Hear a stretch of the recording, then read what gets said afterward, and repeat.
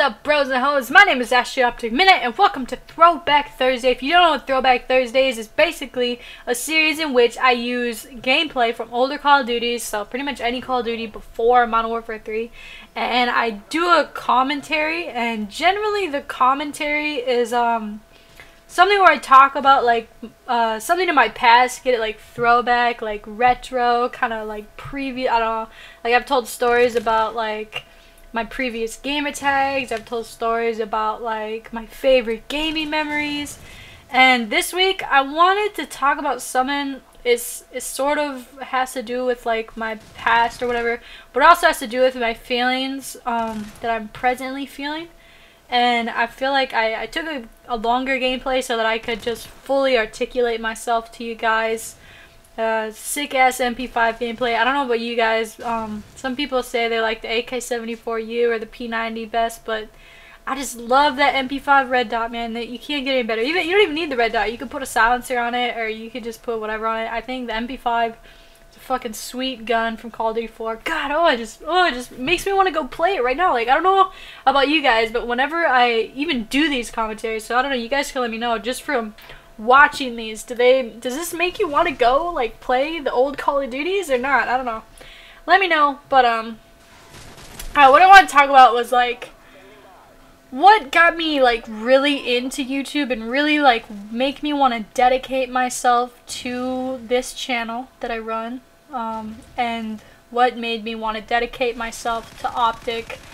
And I feel like this is a good topic because I came into the game, you know, when things were much different, and then I'm going to talk about the differences that there are between now and then.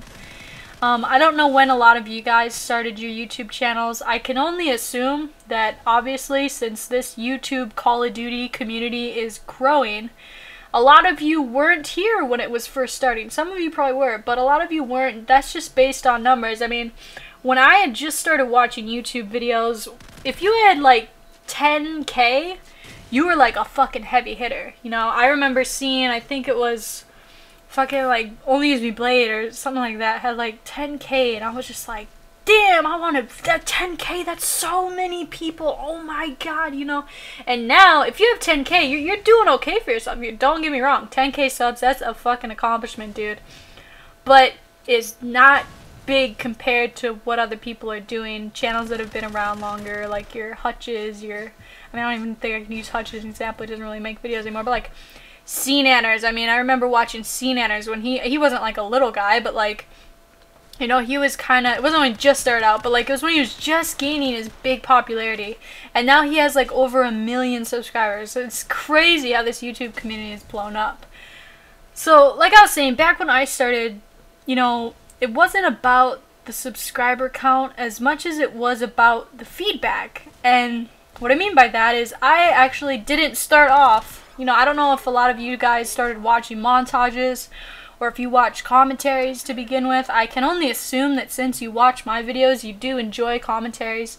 You might also enjoy montages, but back in my day, I'm so old, I fucking say that every episode, back in my day, you know, commentaries were the big thing. And Hutch was not the first, but one of the first people to do them. One of the first people to be really successful at doing them because he showed his personality, showed his life. You know, when I watched a Hutch video, you know, whether he was talking about the weapons or whether he was talking about something that had happened in his life, you know, I felt connected to him. And that's something different that I'd ever seen on YouTube. That's something different than I'd ever seen on a Call of Duty video, you know? And it just, you genuinely become interested in somebody. You become interested in somebody's life. I don't know if you guys watch my videos because I'm in Optic. I don't know if you watch it because I'm a girl. I don't know if you watch it because you're genuinely interested in what I got going on. I have no idea. You know, but the feedback that you could see him getting was just incredible. And that was the main driving force in me saying, I want to get a capture card. I want to start doing this. So, at the time, I had lost my job due to illness, and I wasn't on unemployment, so I was not doing very good financially. I had saved a lot of money because I used to work full-time, and I really like to spend a lot of money on things. I'm very much a saver because I didn't grow up like super poor, but you know, I grew up poor. And so I was down, you know, I was actually just about to get a job at this one place. I was being interviewed, 2 interviews from them, and I thought, okay, I have $100 left. I'm going to spend 25 of it to get a capture card. And I did, and I mean, that's not like that risky, but it was risky because I was spending money on something I didn't necessarily need in a time where I needed money, you know what I mean? I didn't have a guaranteed job, I just had a job that I thought I might get. And so I ended up getting a job, but I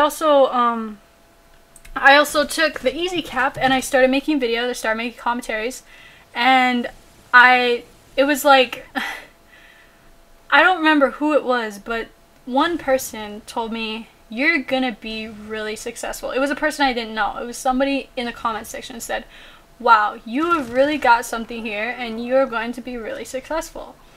And whether he was lying or not, whether he was just trying to get my attention or not, you know, it made me feel like, you know, it motivates you. Good feedback motivates you.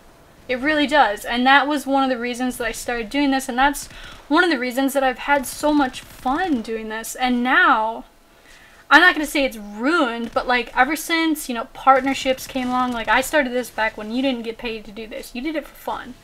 And, you know, I still have fun now, but like how the community is now that there's so many more people, now that money's involved, you know, it's kind of just like, you know, like people, it's more competitive. Other commentators are competing with other commentators to get the more views. I mean, you have to try to keep your own audience. You don't want to lose your audience to some other guy, you know?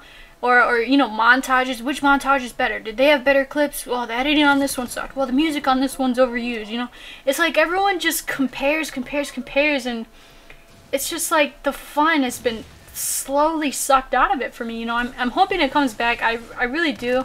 I don't really care about views, but my channel is declining. I think a lot of channels are. It's not just me. But like if you just look at subscriber to view ratio, my subscriber to view ratio is not very good.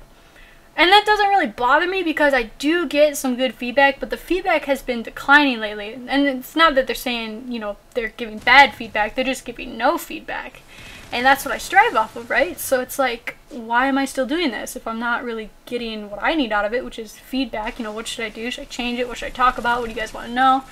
You know, so I don't know. Leave in the comment section if you think that money or partnerships or just mass popularity has changed this community or not. Until next week, I hope you enjoyed this Throwback Thursday, and I'll talk to you guys later. Steve Dave, I remember the bullshit I've been through.